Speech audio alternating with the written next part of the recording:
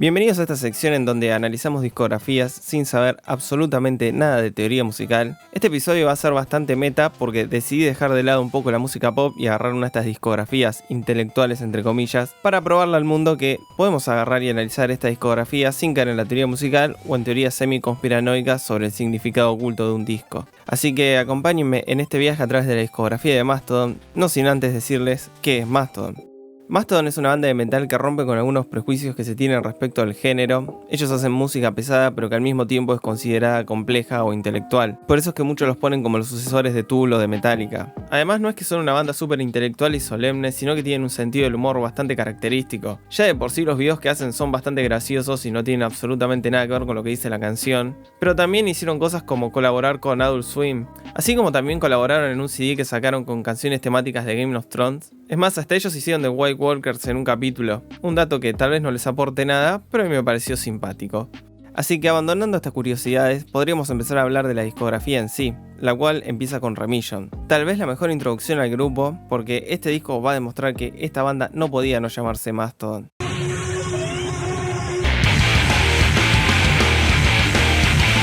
Desde el primer track suena como si estuviésemos siendo atacados por esta bestia prehistórica gigante. Solo por el instrumental podemos percibir cierta violencia incontrolable, algo que va a confirmar la letra que nos va a contar la historia de un torero siendo atacado por un toro. Este sentimiento no se logra solo por la instrumentación cargada de distorsión y golpes de batería violentos, sino también por las voces, esos gritos medio indescifrables potencian esta experiencia visceral. Esto también va a estar en March of the Fire Ants, la canción más pesada y oscura del disco, claramente influenciada por el doom metal.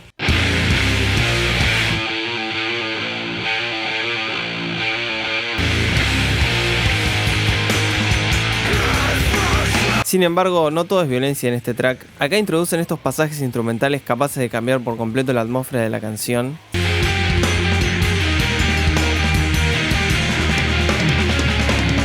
Por eso es que a pesar de no tener un concepto que una todo el disco, es imposible no sentir una conexión entre todas las canciones. Por ejemplo, los tracks más tranquilos nunca sorprenden, sino que se siente como una pausa necesaria entre tanto caos.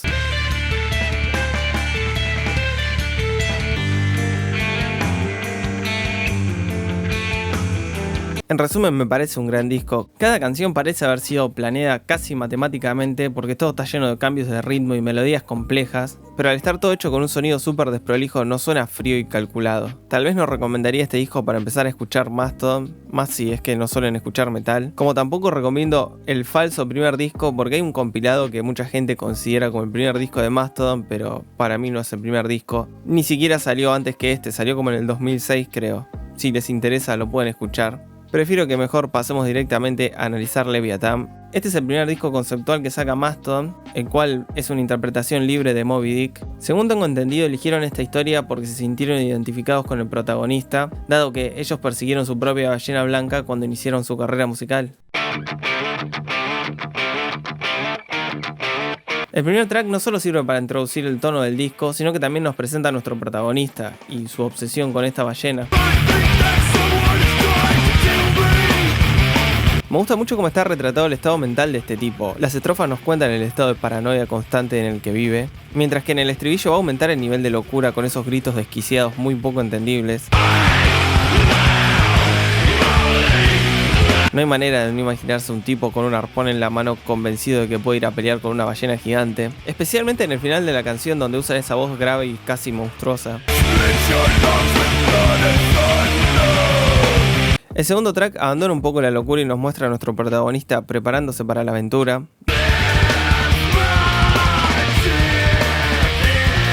Nuevamente, este personaje está caracterizado como un tipo gigante y poderoso, todo gracias a esa combinación de gritos graves y guitarras pesadas. La tercera canción del disco va a introducir una cuestión medio mística que suele estar bastante presente en la discografía de Mastodon.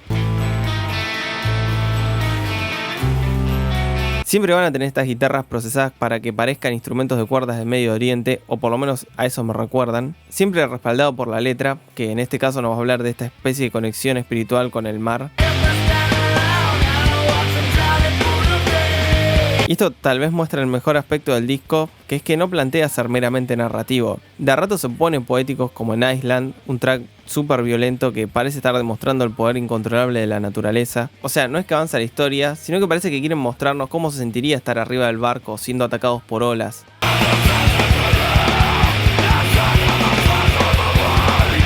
Ahora, más allá de lo conceptual, cada canción puede ser escuchada por sí sola. Todas saben generar una atmósfera propia que encaja en el concepto general, como por ejemplo Aqua Demencia, que es la canción que más me gusta de todo el disco.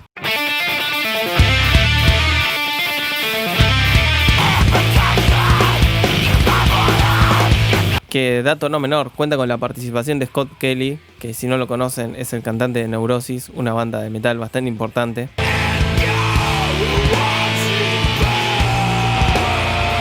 La historia de este disco concluye con una canción épica de 13 minutos donde van a narrar la batalla entre el protagonista y la ballena.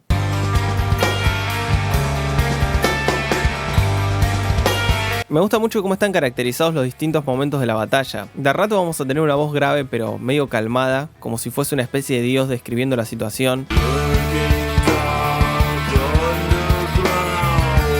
Para después tener partes más pesadas donde nos van a estar representando la violencia del mar.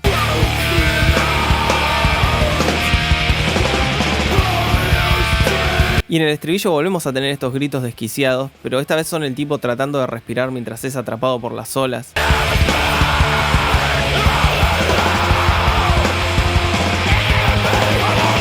Y tal vez lo mejor de todo, o por lo menos lo que más me gusta a mí, es que la batalla parece estar siendo narrada por las guitarras. Es como si la letra estuviese solo para darle contexto a este final y que nuestra imaginación haga el resto.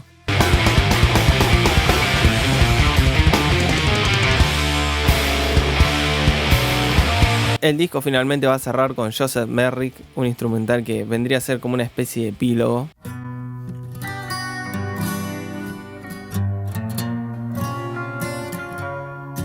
Me gusta cómo hicieron propia la historia de Moby Dick, incluyéndola dentro de la estética del grupo, estética que después van a ir desarrollando a lo largo de la discografía. Es un disco donde no solo se nota la influencia del rock progresivo de los 70, el doom metal o el slash metal, sino que también hay una constante referencia al romanticismo. Es como si ellos hubiesen pasado horas estudiando los naufragios o las tormentas que pintaba Turner.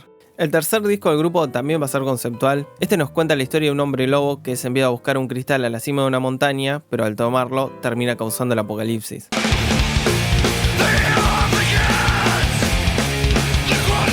Nuevamente el track que abre el disco nos va a introducir al personaje principal, esta especie de hombre lobo, que no vendría a ser un hombre lobo como los de Crepúsculo, sino que es una cosa más bestial.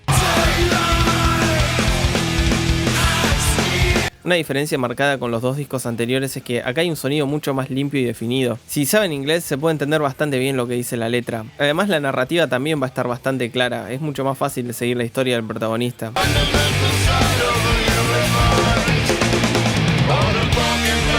Por ejemplo, en Sleeping Giant van a narrar cómo el protagonista llega a la montaña y descubre que no era una montaña, sino que era un volcán.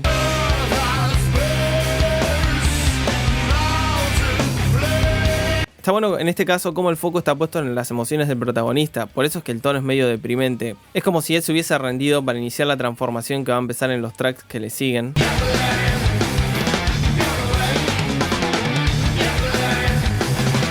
Como en Capillary Crest, donde nuevamente las guitarras parecen estar tratando de narrar la batalla entre el héroe y estas criaturas de la montaña. Que acá tal vez me acusen de sobreinterpretar este fragmento, pero las melodías de las guitarras parecen estar enfrentándose. Si escuchan con atención van a notar que cada guitarra parece estar representando un personaje con características físicas distintas, pero qué sé yo, tal vez eso es ponerse excesivamente nerd. Ya que estamos con datos medio nerd, las criaturas que atacan al protagonista vendrían a ser unos hombres árbol parecidos a los del Señor de los Anillos. Eso queda explícito en una canción que se llama Colony of Birchmen. No quiero detenerme en cada punto importante de la historia porque eso no tendría sentido. Además lo que hace fluir la historia en todo momento es lo musical.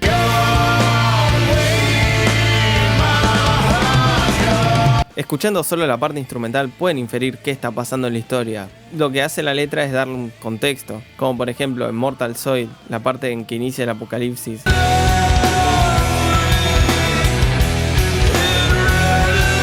Al principio hay como un sonido medio místico o espacial, porque en esta parte de la historia aparece una especie de espíritu, pero después tenemos el final más metalero, que es donde vendría a ser el inicio del apocalipsis propiamente dicho.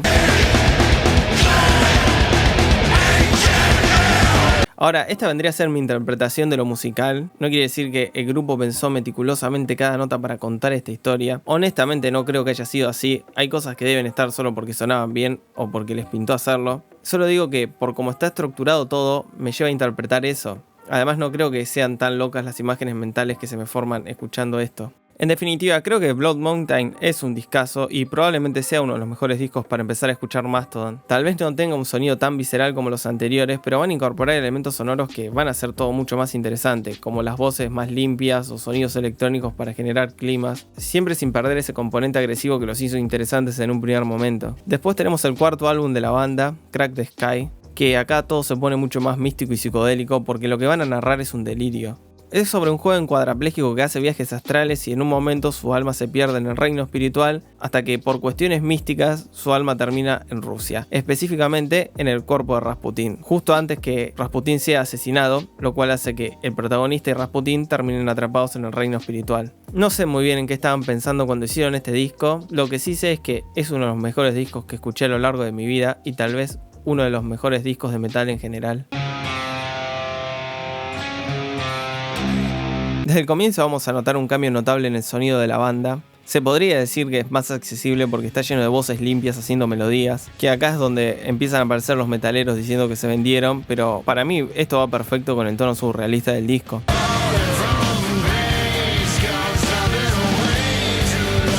Además la canción que le sigue tiene esos gritos violentos de discos anteriores, todo para mostrar la confusión que siente el protagonista al ser arrastrado al plano espiritual.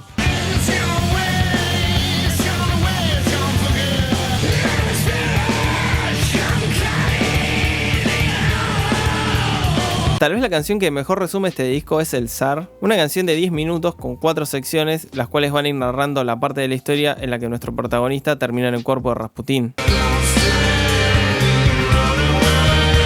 O sea, con todo lo confusa que puede ser la historia, es muy fácil entender lo que está pasando, por lo menos a un nivel emocional. Por ejemplo, la primera sección es súper mística, con estas voces medio fantasmagóricas y guitarras limpias, para después pasar a la parte de la persecución donde todo se vuelve más rockero y frenético. O al final ya más psicodélico y medio triste, que es donde el protagonista y Rasputín viajan por la grieta en el cielo.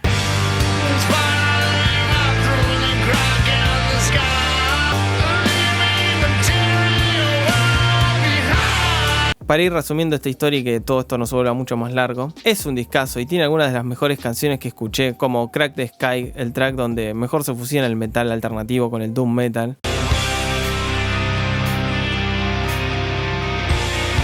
Además me gusta mucho cómo está producido porque hay varias capas de voces en simultáneo, algunas son limpias, pero también tienen gritos de fondo.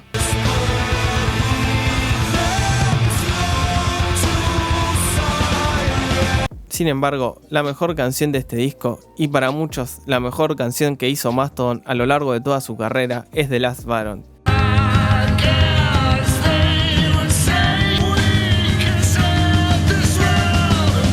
Acá es el punto de la historia en el cual el protagonista está intentando volver a su cuerpo mientras es guiado por Rasputín. Por eso es que al principio las voces suenan como las de fantasmas lamentándose.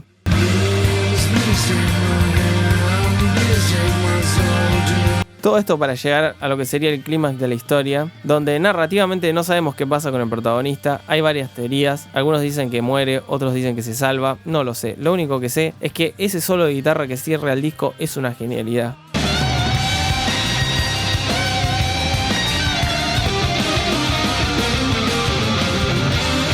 La historia de Mastodon continúa con el quinto disco de estudio, The Hunter. En este van a aparecer cambios bastante importantes. En lugar de hacer un disco conceptual sobre rusos místicos, acá van a presentar algo mucho más accesible y directo, como por ejemplo la canción que abre el disco, un verdadero temazo. Es bastante metalero y pesado, pero a la vez es limpio y el estribillo podría ser cantado.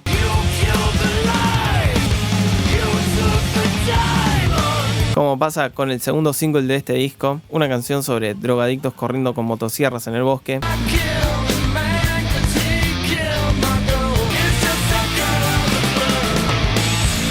El problema con este disco es que termina siendo bastante aburrido. Admito que tiene temazos como los que ya mencioné o Stargasm, donde vuelven a hacer un metal medio místico y surrealista con elementos espaciales.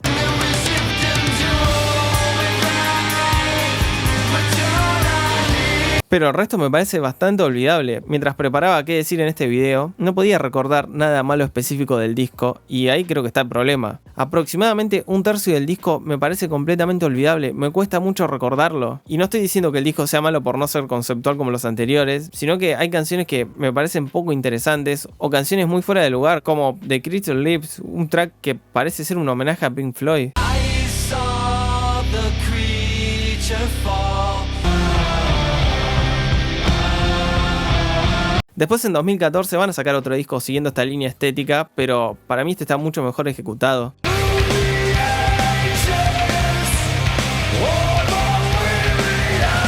El primer track nos introduce bastante bien a lo que vamos a escuchar a lo largo del álbum, un sonido más melódico pero que guarda ciertos elementos del metal progresivo.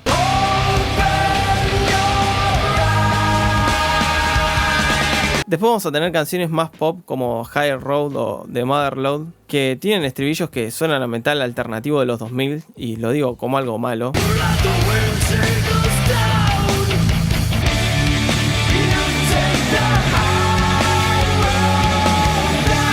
Para mí el disco propiamente dicho empieza del track 4 en adelante, donde van a tener estribillos melódicos y cantables, pero combinados con estrofas pesadas. El mejor ejemplo es Chimes at Midnight, una canción que recuerda bastante al primer disco, pero con un sonido mucho más prolijo y melódico.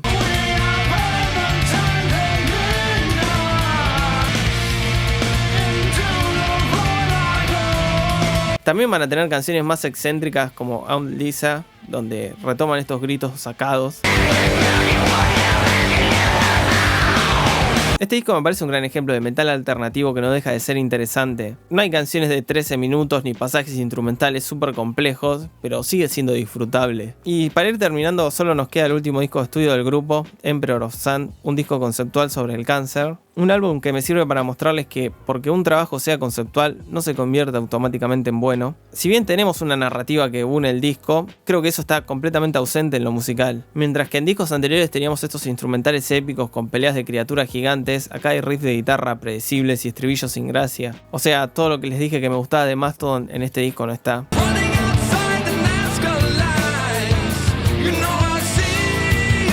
Hay canciones rescatables como por ejemplo Steam Breeder, donde hacen algo bastante setentoso.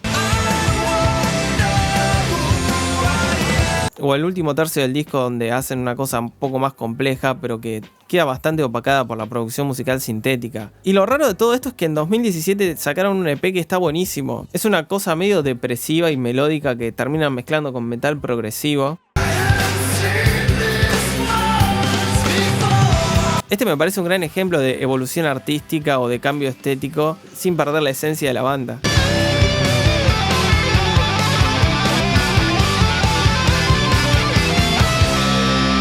Cuando hablamos de bandas como Tool o Mastodon, está el prejuicio de que para disfrutar esta música hay que tener cierto conocimiento o el oído entrenado, lo cual es completamente falso. O sea, no es necesario andar haciendo cálculos matemáticos para poder llegar al significado oculto de la obra. Pueden hacerlo si quieren, no es que esté mal, pero me parece más enriquecedor tratar de sentir el disco. Tal vez sentir queda medio hippie, pero no se me ocurre una palabra mejor. A lo que voy es que no hace falta ser compositor para entender qué pasajes de las canciones son violentos, o cuando algo se pone melancólico o turbio. Es un conocimiento que ya lo tenemos sin saberlo. Además, lo que me parece interesante de Mastodon es que presenta todo desde el metal, y le quita esa barrera que a veces tiene la música académica. Sé que tal vez mucha gente me diga que Mastodon no inventó nada. Esto ya lo venía haciendo Rush o King Crimson en los 70 o Neurosis en los 90. A esa gente le digo que primero no sean payasos, el video es de Mastodon y por eso hablo de Mastodon. Y segundo, es obvio que no inventaron nada. Mastodon toma estos elementos, pero los reinterpreta con una estética muy propia. La ballena de Leviatán o los monstruos de la montaña no son cualquier monstruo, son los que ellos describen. Y no solo hacen esta descripción con las letras, sino con lo musical, ese sonido medio cavernícola pero a la vez espacial. Me parece bastante propio de Mastodon. En definitiva, es una discografía que recontra recomiendo. Tal vez los últimos discos no estén al nivel de los primeros 4, pero qué sé yo, no cualquier banda puede presumir estos 4 discazos. Por mí pueden hacer bachata, que los voy a seguir respetando. Y de esta forma voy a terminar el video. Siempre pueden ponerme en los comentarios qué discografía les gustaría que haga en un futuro. Les juro que los leo y tomo nota, pero estos videos son bastante largos de hacer. Así que bueno, les aconsejo que me sigan en redes sociales. También pueden ver otros videos que andan dando vueltas por el canal. Y si les sobra dinero, pueden colaborar en un link que hay por ahí de Mercado Pago para ayudar económicamente a este canal. Y nada más para decirles, nos vemos cuando haga otro video. Esta persona me está ayudando, esta persona hace que mi vida sea más feliz y mejor, me voy a suscribir, que no me cuesta tanto.